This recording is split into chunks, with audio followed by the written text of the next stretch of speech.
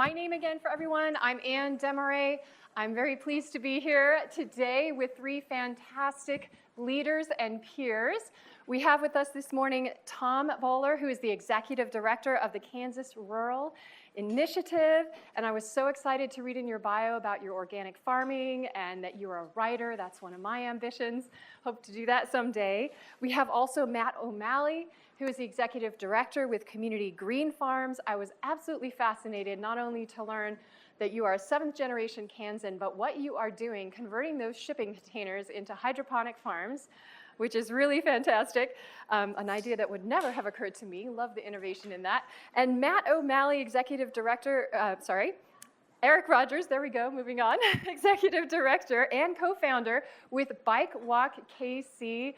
Walking and biking are very near and dear to my heart as well, and it was fascinating to learn about how many different both regional and local and national organizations you have been part of and also received recognition and leadership awards from as well. So our conversation this morning is all about federal funds for nonprofits. This is something I have experience with as I also work with federal funding a little bit, as well as the people who are given out some of those federal funds. And so what I'd like to do actually, and this is brand new to maybe to Matt and Eric, I didn't get a chance to check in with you, rather than doing popcorn on each of those three questions you were given, I thought maybe it'd be better if we just kind of bring them all together one at a time and address all three questions, one person and then the next and the next. So if you would, and I'll start with Eric, if you wouldn't mind, share with us, go ahead and a little bit about your organization, what kinds of federal funds you have received or worked with, and then if you have some lessons learned for the folks in the room about either identifying, writing, or managing those federal funds. Yeah, absolutely, thank you. Yeah, Eric Rogers, BikeWalkKC. We work in the greater Kansas City region in both Missouri and Kansas. We work with a lot of folks that we call are experiencing transportation insecurity. So folks that have challenges accessing work, education, social opportunities, all of those things. We do that through Safe Routes to School programming. We do a lot of public policy and advocacy. We go right up to the C3 lobbying line, and I encourage others to do as well. We have used our federal funds largely from the U.S. Department of Transportation to fund our Safe Routes to School program. And I'm really happy that this semester we will have served our 50,000th student in our Safe Routes to School program thanks to federal funding. Also, other programs, we've also done some research work through the EPA, through federal funding as well. One lesson I would share in terms of managing federal grants, and I might ask our foundation friends to cover their ears for a minute because I'm going to talk about overhead. But federal grants are actually an opportunity to get your overhead fully funded. If you do the negotiated indirect cost rate agreement, you can get an overhead that is fully vetted to what your overhead costs actually are. It could be 20, 30%. My organization is going to be at 33% this year. So that's an opportunity to recover overhead costs that you often aren't able to do from other funding sources. And so I would encourage you to pursue that if you're thinking about federal funding. Thank you so much, Eric. We'll move on to Matt. So just a little bit about your organization, the kinds of federal funds and agency origin that you're working with, and then what lessons would you like to share with us? Can everyone hear me okay? Great. Matt O'Malley, I'm the Executive Director of Community Green Farms. We're a very new nonprofit. We are located in Pittsburgh, Kansas, but are doing work across the state. We got a grant from the Kansas Department of Children and Family Services that was unspent COVID funds by the state of Kansas that Kansas decided to give to DCF to use for childhood nutrition initiatives. And so we wrote a grant to actually place farm classrooms at schools. And as you were saying, it's a converted shipping container that's outfitted with hydroponic growing systems. And we put them at high schools and teach kids how to grow their own food for their school cafeterias, donate it to pantries, sell it at farmers markets, things like that. We almost had no business getting this grant. We were a brand new nonprofit. We just asked for it the right way. And so that would be some of my advice for you is write the grant. We were I was 3 months in on the job as a staff of one, and we got $1 million grant from the state. So ask for the money. That would be some advice. If you don't ask, you're not going to get it. I think one thing that we found on that grant is to really study the expectations and the desired outcomes and what they're asking for on that grant, and address every single thing that that grant application puts out there. It's also a lot like writing a paper or like a news interview. Every single thing that the grant is asking for, you repeat that question in your answer, and just give it as much information as possible. Leave all the guesswork out of it for that grant evaluator. So that would be some advice. Almost every federal or state level grant that I've ran across has a scoring rubric of some sort that's actually available to you to look at. And so they will tell you right up front, here's how we're going to score your grant. Have somebody, a peer of yours, somebody that you work with, actually go through it and grade you. You need to have a good grade. But if you can put together an A or a B application, and all the rest of the stuff out there is not quite as good, you're probably going to have a lot better chances to get that grant. I know with me, I'm not the best writer as far as the narratives, and so I actually had somebody with a journalism background that was a friend of mine actually go over the narratives and make them sound much smarter than the words that I put down. And so have another set of eyes look at your grant application. That would be some more advice.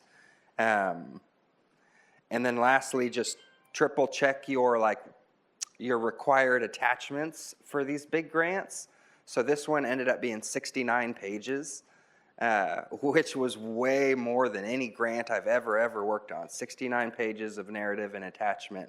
So if you don't have some of that stuff together, get it together. Your board structure, their terms, board minutes, delegation of authority, your organizational chart. If you don't have one, it's such an easy thing to put together.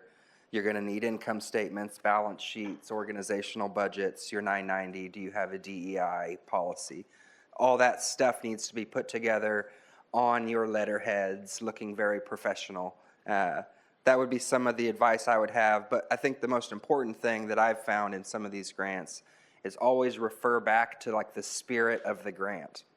The first paragraph of every giant grant request for applications out there says, here's what we want to fund. Constantly go back to that. Constantly go back to, there's one or two sentences in that very, very first paragraph that says, here's what we want to spend our money for.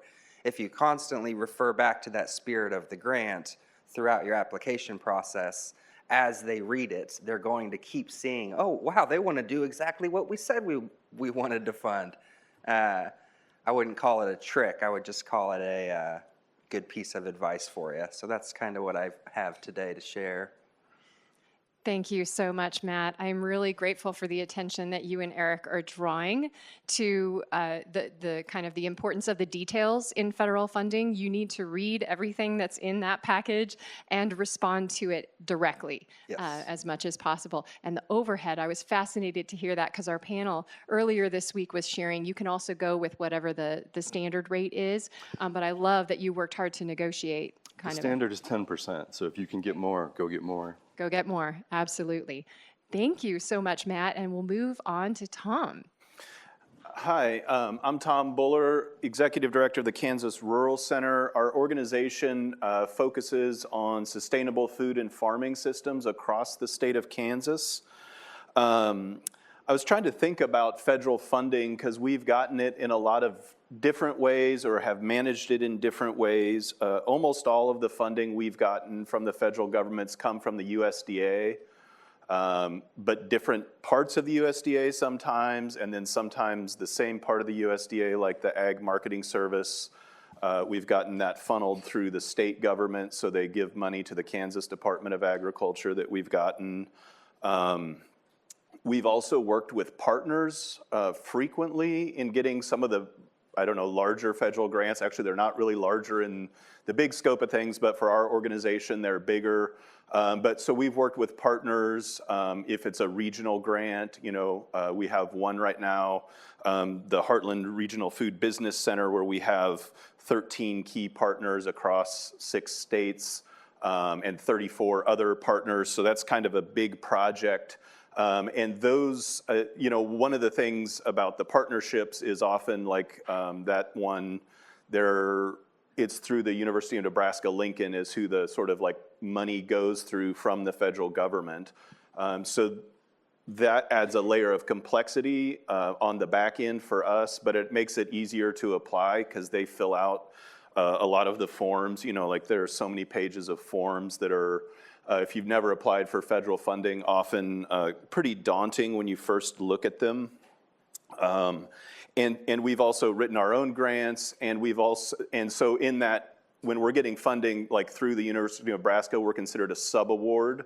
We're legally required to comply with all the same hoops, but they give us the money. And so we've also written grants and had partners that we've worked with, and they have been our sub-awardees. So we're getting the money and distributing it to partners across the state. So there's a lot of different ways to maybe like go after some of these federal funds, because some of them really are, kind of for bigger projects. So looking for partners, and especially if those partners have experience writing federal grants, that's a good way to kind of like dip your toe into the water. We also, I guess, have one partnership with the EPA grant.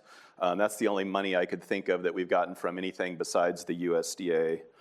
Some of the lessons I've learned, so really spend a lot of time with those requests for applications. And they are long, like Matt said, those details in there really matter. And one thing that I feel like is often really complicated, and we actually at the Rural Center do some, I guess, coaching to help other folks apply for grants. And so one of the things that like people often get hung up on or miss, I guess, is like allowable costs.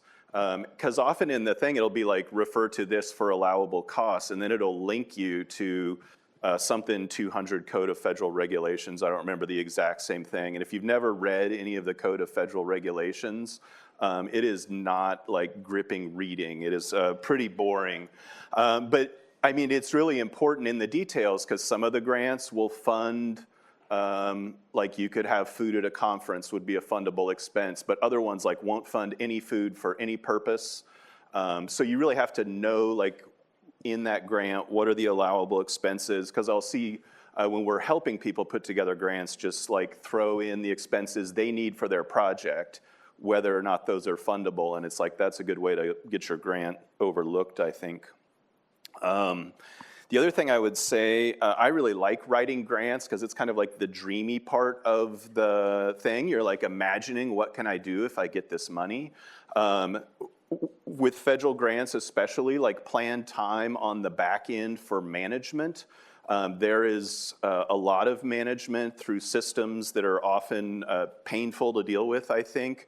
And they're not very flexible on that. Like, you have to use their system, you have to fill out these forms that were written probably for a very broad variety of grants. Most of the questions are like, that doesn't apply to me. But you have to figure out how to make that work. So plan extra time to do that back-end management, which I think is pretty complicated often. The other thing, and this may or may not be true for all federal grants, but all of the ones I've worked on are reimbursement grants. And those reimbursements are getting processed by the federal government. So they're not always fast, like sometimes really, really not fast, depending on what's happening right after an election. If the agencies are getting shaken up, like it might take them a while. So plan on that in your grant plan. I mean, it's like great to think like, I've got all this money to do the project, but if it's a reimbursement grant, you've got to cash flow that till they reimburse you. The other thing is, like I was going to say, like we always take the standard de minimis rate, which is what that 10% that you're allowable, or on one grant it's 8%, because I've never gone through and filled out the negotiated indirect rate because that's intimidated me, and now maybe I'll feel less intimidated by that, because my big thing is like there's a lot of paperwork. Try not to be intimidated, but give yourself the time to do all the paperwork. Thank you so much. I might, if I may, just kind of highlight and add to a couple of things that you're sharing. So where do you find these grants? Where are you going to find this information? Where's that RFP or RFQ? Grants.gov. If you haven't found it already, that's where you're going to go and look. And one little tip about when you're applying for that grant, often they'll put that opportunity up there, and then a few days later, they're going to update it. They're going to give a revised information. So you have to kind of put it on the refresh button and keep checking, because as the agency receives questions from potential grantees, they will update the information in that package. I don't know if that's been your experience as well. Yes. The other thing to know about that is oftentimes the response time that you have to get back on that grant is very small. Might be 2 weeks, might be 4 weeks, or something like that. So it's pretty common that you'll come across a grant and you'll say, oh, that's perfect for what I'm trying to do, but I don't have the time to pull that together in 4 weeks. Make a note, keep it on your list. If that's a grant that comes around annually or seasonally, come back to it when you're more ready. And that's actually something, a question I wanted to follow up on. So Matt, you had mentioned that you had to do some things to get your house in order to apply for federal funds. And there are several things you have to do before you apply. So if any of you would like to address that, would love to hear what your experience was. I know with grants.gov, you have to be over and over pre-registered and ready to go and registered again and signed up for this and this before you can even apply for it. And so like you have to have a sam.gov account. That can take like 2 weeks to get that. So if you've got 4 weeks to apply for something, it takes 2 weeks just to be able to apply for it. And that's something that every year you need to re-register for. I actually just re-registered my sam.gov account. So that's something to think about. There's steps that take time before you ever get to even actually apply. You have to get your ID number, essentially, and somebody at the government is not exactly rushing that through. And so that would be one piece of advice, is get on there pretty early and find out what sort of required like registrations you're going to need to do. And for those who don't know, SAM stands for System for Award Management, sam.gov. Go look it up. Register today. Yeah. And I will say it's gotten better than it used to be, but at one point, I don't remember what magazine, but an internet-focused magazine voted it the worst website on the internet. So it's not always easy to use. It's like kind of hard to click through, but yeah, you've got to do it. Yeah, another thing I would say to the comment about cash flow and reimbursement grants is think about getting a line of credit at a bank so that you can float those reimbursements. I had one government grant that it took 11 months to get a reimbursement from a 12-month grant, and so that's a lot of money to carry on the books in the meantime. So line of credit. I would also say try to find out who's making the decision about the grant. In some cases, it might be career employees of the agency. In other cases, it might be political appointees. We recently pursued a $2 million grant and didn't get it, but in the debrief, found out the career staff evaluated it very highly and it probably would have been funded, but the final decision were the political appointees in that agency and they did not select us. So we didn't know that going in. Could have included letters from representatives, senators, things like that. Question from the audience. Great. So the interest costs on that line of credit, is that recoverable in the grant? It probably depends on the specific grant, but it can go into your overhead rate as part of rent, insurance, all those other things. I don't know if anybody. The state of Kansas is faster than Uncle Sam on reimbursing things. And so, we've had to deal with that, but it hasn't been 11 months on a 12-month grant. Goodness gracious. So I've had to deal with that, but it's been much less painful. Another question. Can you talk a little bit more about how to negotiate for a higher rate for the overhead? I'm very curious about this. Yeah. So we do it in our audit process. So we do our annual financial audit, and then we pay the auditor an additional fee to do the report for the indirect rate. So the agency will you'll have a template to follow in terms of the work papers they want to see, the reports, how they want you to display your financials.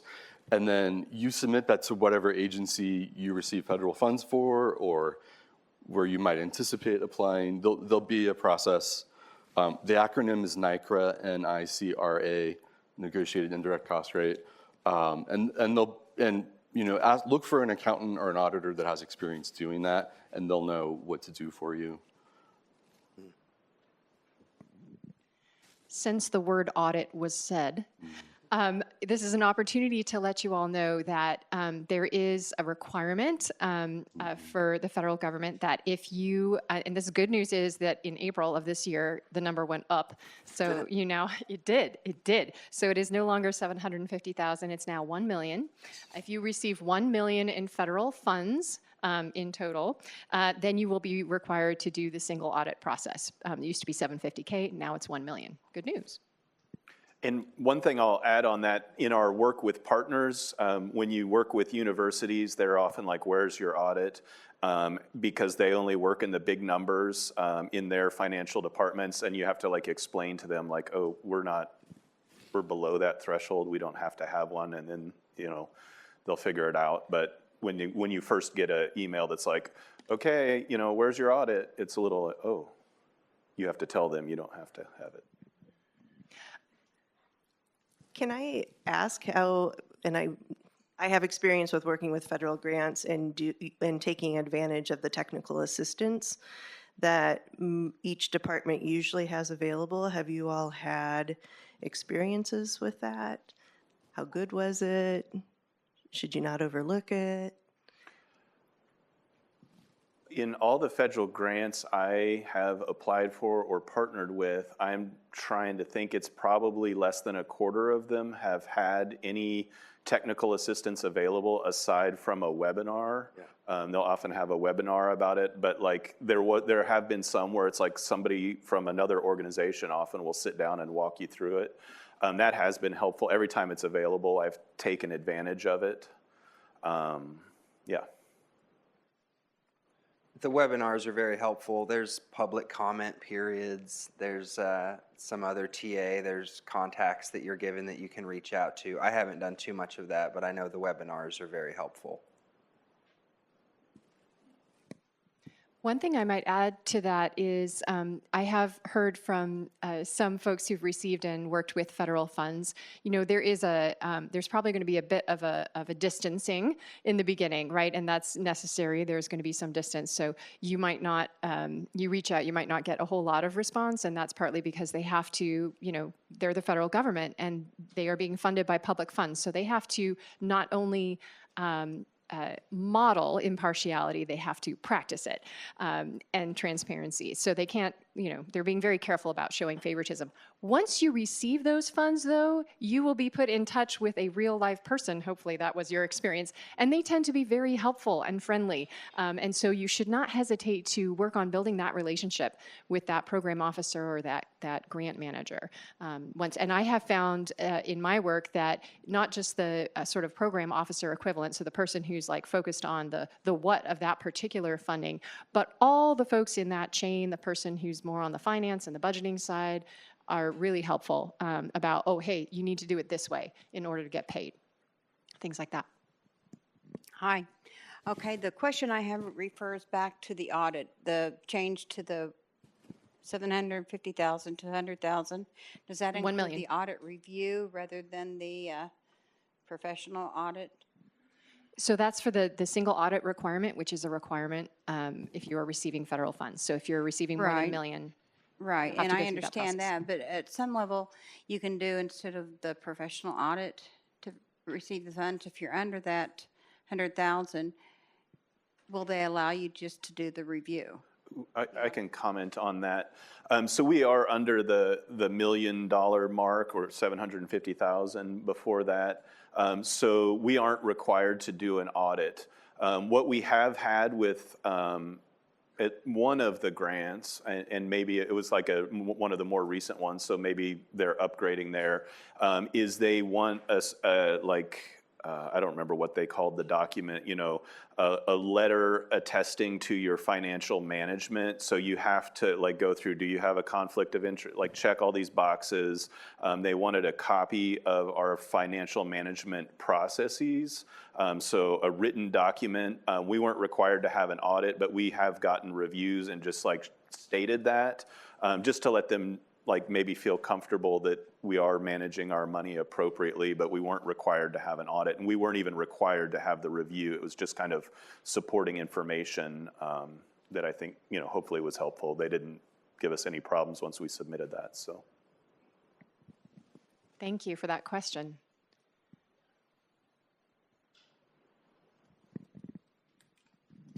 Okay, so a couple questions. Addison with Ready for Good. So this audit requirement in Kansas, we're talking about audits are not, the audit requirement is not triggered unless you bring in $1 million in revenue of federal funds in a given year. What about if you have $1 million in revenue from a variety of sources of funds? Does Kansas government have an audit requirement? Does anyone know? And then I had another question, but I guess I'll leave it at that one if I think of the second one. There is an audit session this afternoon. I will advertise because I don't know the answer to the Kansas requirement. I think Kansas statute is 500,000 you are required to. I see a lot of nodding heads, but I would definitely thank you for the plug for the audit session this afternoon that will go through it soup to nuts.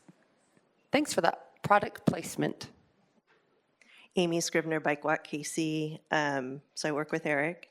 What about evaluation? I know in the organizations that I've worked for, when you go for federal funding, evaluation and outcomes, not just outputs, can be really opaque and difficult. And if a smaller nonprofit is going to get the grant or the contract, evaluation can be a real tripping point. Are there some creative ways that you all have tackled that?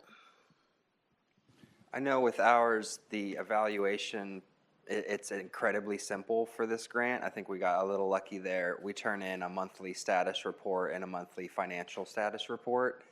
That's it. There hasn't been errors or oversights on them to where we've had to have further talks with my TA provider and the person in charge of the grant. So luckily, we haven't had to deal with anything uncomfortable there. Yeah, I think, the weighting shows up in the rubric. Sometimes you can also find some of those evaluation forms. So a lot of the funding we get is from USDA Ag Management Service, I guess, Ag Marketing Service, excuse me. And they have a pretty stock, annual report form that you can find, and it's been pretty similar for most of the grants. So you can see what kind of things you need to report on, so you can figure out what kind of information you need to collect in the process of doing the work. The other thing I will say that I've participated with a couple of times is, especially for larger projects, there are companies that do evaluation. So if you're an organization that doesn't have anybody on staff that knows how to do that, you can hire someone to do that and just write that into the grant, so. Speaking generally of evaluation, I'll just note there was a great session led by Steve and Wyatt earlier about data and evaluation, where Wyatt led us through a 20-minute exercise for planning for evaluation. Check it out. And we have a number of questions here, so let's hear from the next person. Hi, Denise Sisman from the Kansas chapter of the American Academy of Pediatrics, and this is more of a comment, but I really want to echo what Matt said about when you're writing your grant proposals. I'm a federal grant reviewer, and so just put it into context of what the grant reviewers are doing. We're usually asked to review about 6 to 8 grants. We have a really short period of time to do so, and we follow the rubric, and that is all that we follow. So when they say you need to write, your introduction this way and your needs assessment this way and blah, blah, blah, that's what you follow. It doesn't matter if it doesn't make sense to you. That's what you follow. And the more that you can bring back to this is the purpose and use their words, it's very helpful. Be clear, be concise. A lot of times you want to put in a lot of great information about your organization. That's not what the reviewers are going to be looking at. They're going to be looking at exactly what the notice of funding opportunity or the RFP says. So really very well said. And if I could just add on to that, often federal grants are looking for reviewers. So if it's an area that you have a strength in, you don't know quite, you're thinking about writing a grant, obviously you can't be a reviewer in the year you're submitting for that, but you could be a reviewer the year before, see what good grant applications look like, and then next year, if that one comes out again, apply for it using that knowledge. Tom with Catholic Charities of Northeast Kansas. One thing that I've discovered is really helpful in filling out an application, a federal grant application, is having a logic model for your program. And that's something you should do anyway, because everything that goes into the logic model is pretty much asked for in the grant application. And for evaluation, because they often want to know the outcomes and outputs, you have to document that in your logic model. And it's a great North Star for your program to have a logic model. And if it's sound and you have it reviewed, it should inform everything every grant you apply for. And if you don't know what a logic model is, I'm going to use our 4 chairs here to give you a hint. On that side, we have resources and inputs. Then we have the activities you're proposing to do. Then we have the, sometimes you call them outputs and outcomes and impacts. And the idea for creating a logic model is you start at the end and you ask yourself, you can do it either direction, forward or backwards, but it's often helpful to start here because this is the change you want to see in the world. What is it that we want to do? And then you ask yourself, in order to do that, how would we get there? You can also start from the front end and say, if we have these resources and inputs, then this will happen. If that, then this. If that, then this. And just creating that clarity in your mind and in your partner's minds, and also demonstrating then to the potential funder that you have thought through the logical conclusion of your activities are actually going to lead to these outcomes. That's what a logic model is in a nutshell. Other questions?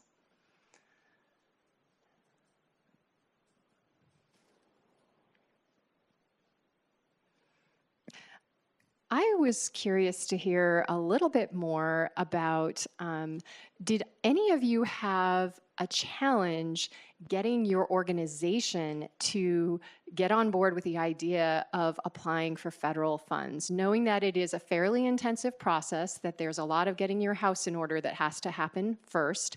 And I'll just say, I've heard sometimes that, boards of directors and staff can get really scared by some of the requirements and the pages and pages of the application. I'll just note as a side note that some of that stuff is boilerplate, right? Those reps and certs, as they call them, like you're just going to agree to all of that, and it's standard language. But could you speak to that? Was it a challenge or was it easy? What did you have to work through in order to get people on board with going after these funds? I will say, I didn't mention this in our introduction, our organization's 45 years old. I've only been there for about 2.5 years, so they got federal funds before I was there. So I don't think anybody batted an eyelash when we went after additional federal funds. So our organization is the opposite. It's very, very new. And so when I found this grant and wanted to go for it, at first the board wanted to be involved in every single document that was getting turned in, every part of the narrative, everything. Then I showed them the 69 pages I was working on. And all of a sudden they read, parts of them and thought, okay, he's got this under control. And I only have a 3-person board. I only have a bare minimum board and a staff of just 1.5. So hopefully that's an issue that I get to deal with more in the future. I can tell the story later, but we kind of lucked into federal funding early on, so that hasn't been an issue. But currently, especially with all of the money coming out right now through the bipartisan infrastructure law and the IRA bill, now it's a struggle of like all of these opportunities. There's just so many to sort through, and the NOFO's coming out on all these different timelines. And so we have to take a really close look at like what does it make sense to invest our time and money in. Like the $2 million grant I mentioned that we didn't get, we probably spent $15,000 to $20,000 in labor and grant consultants going after that grant.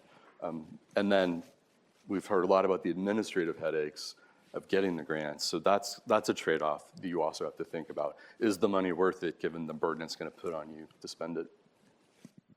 I think that's really important, and being very realistic about your capacity, right? Do we have the energy, the capacity? Is this the right time? Do we have our ducks in a row? All that kind of stuff. And then also thinking about competitiveness, because some of these funding opportunities are extremely competitive. And by the way, that's what NOFO is, Notice of Funding Opportunity. We have a question in the middle. Oh, over here first? Okay, you answered it. Okay.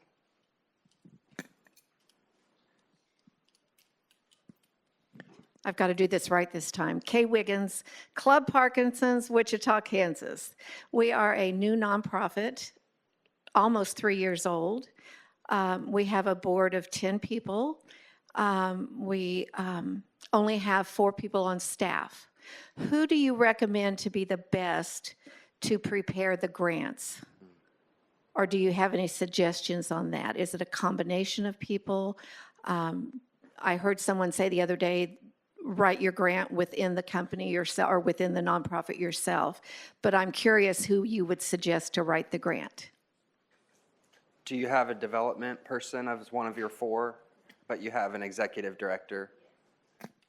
In my opinion, the executive director would write the grant, but your case managers or your program level people are probably the hands and the feet of like the actual work that you're doing. And so their input better be in the grant narratives also. But I would assume that burden of actually writing it probably lies on the executive director. If you don't have a development person, or if there isn't somebody on your board that does development help. Question. Elizabeth Berger, Sunflower Foundation. This is for Eric. It's 2 parts. It has to do with the putting forward all the money for the consulting to get the grant. In your experience, is any of that can be paid for by the grant after the fact? That's my first question. No.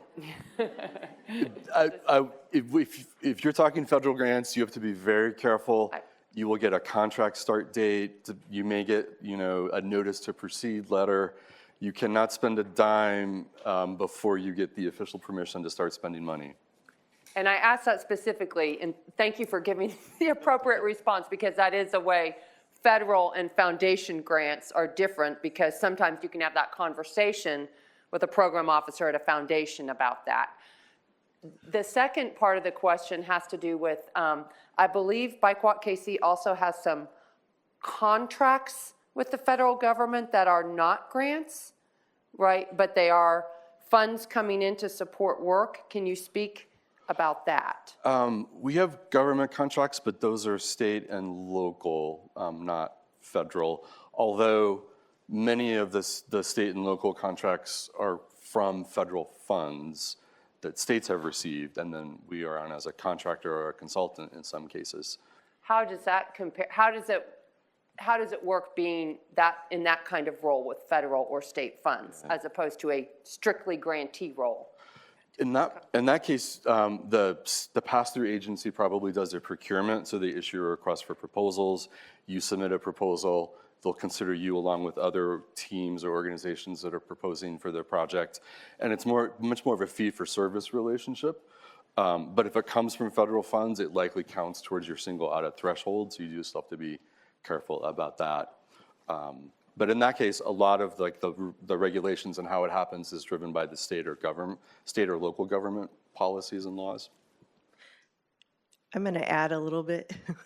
Amy Scribner, BikeWalkKC. We also, just distinguishing between a grant, because most federal funding is not really a grant, they're cooperative agreements, or at least with certain agencies. And there are some differences, and they are very quick to correct you if you refer to it as a grant versus a cooperative agreement. And I won't go into the details, but that's something to just jot down and know when you look at the notice of funding opportunity, is it a grant, is it a cooperative agreement, and then understand the difference. Thank you so much. That's actually critically important information. So grants, as you said, maybe we're all more familiar with that. Cooperative agreements, in my experience, generally the federal government is playing more of a collaborative or a role in that. They're taking more of a role in that with you, working together to accomplish something. And then a contract is a completely other mechanism. Yeah. Did we have several questions over here?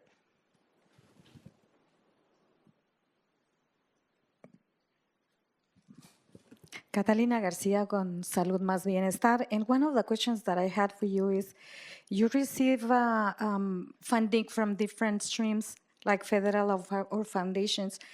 Who takes care of the money, the accountant or someone in your organization? Like, who oversees that whatever the grant, whatever the foundation is asking or requiring gets done?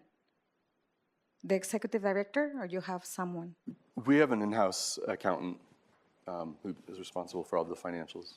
We have a board treasurer that helps with that. I guess we have a contract bookkeeper who does our books, but I think at the end of the day, like either the executive director or whoever's, there's usually like a principal investigator or some similar title on the grant, and that's the person that's responsible to make sure that things get done. I think in a nonprofit, really, I mean, all the responsibility at the end of the day goes up to the board, but like from an operational level, there will be some name on there, like I sign the grant and then I'm responsible to make sure the work gets done.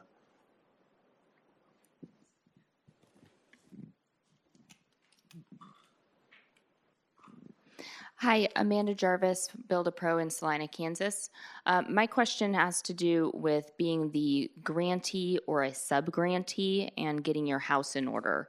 And as a sub-grantee, I assume it's probably best practice to try to get your house in order. However, what is the different onus of responsibility for the various roles?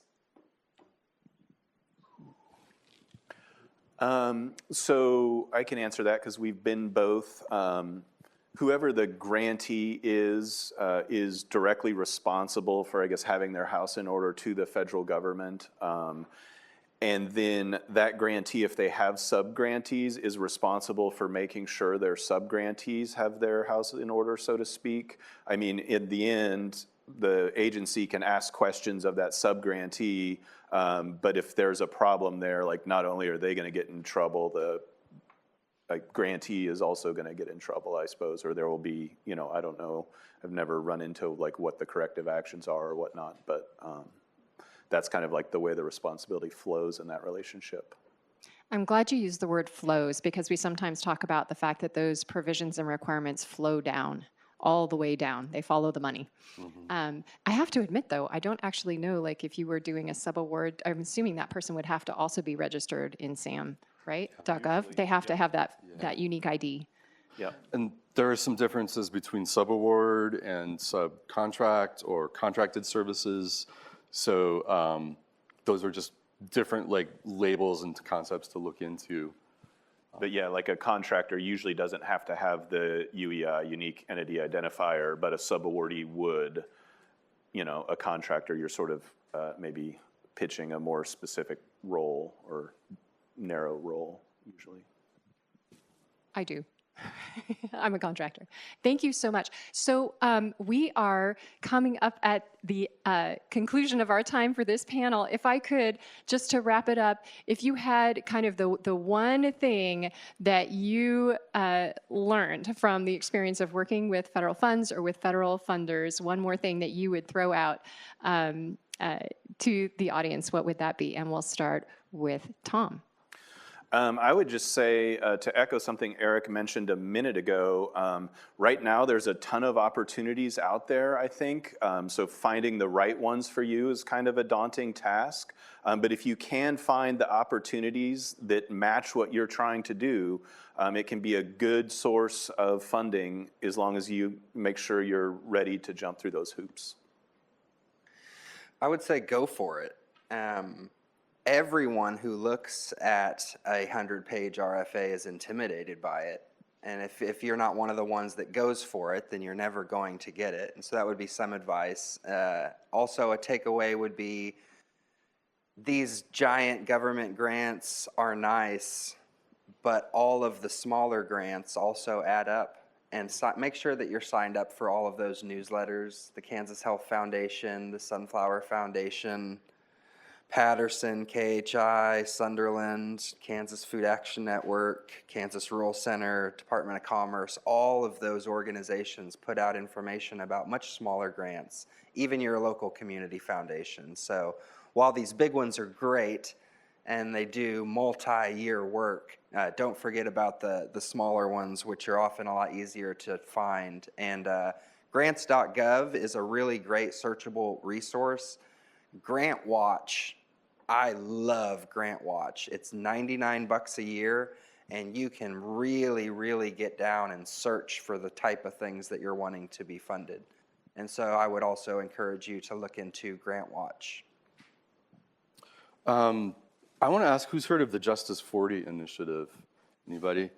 So that's a really good one right now, to Tom's point about the current batch of money. Justice 40 is an initiative from the current White House to make sure 40% of all of the federal funds coming out benefit marginalized and disinvested communities. And that's across several of the federal agencies. And that includes both urban, rural, and tribal communities, whether they hold land or not.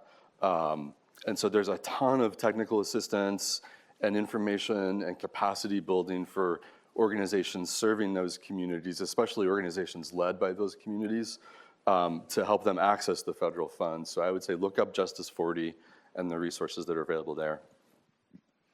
I'm so glad you mentioned that, because our federal peers really are trying to work hard to get the money where it's needed. And they recognize that a number of the guidelines that are in place that restrict the way that they can interact or how those funds go out need to be changed. And so they're actually working to change some things like remove match requirements in certain situations, right? So they can more level the playing field and get those funds where they are most needed. Please join me in thanking our panelists, Matt and Tom and Eric.